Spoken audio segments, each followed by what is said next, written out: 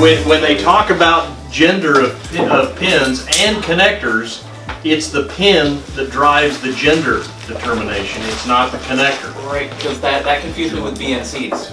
Because the Right. female BNC goes into the male, and I'm like, well, I would think that's the male, but it's how the pin's It's the going pin in. interface. Right.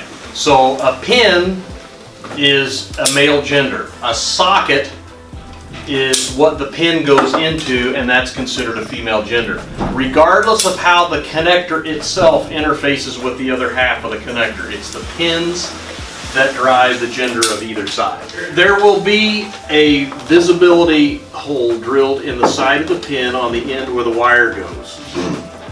To determine how long you're going to strip the wire, you have to look at the pin you're interfacing, and you have to make sure that you're going to have at least enough wire stripped to where when the insulation hits the end of the pin, you can see the conductor in that hole.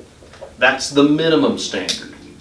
The best practice is to strip the wire to where it bottoms out in the pin. The conductor bottoms out in the pin at the same time that where you strip the connector comes in contact with the end of the pin.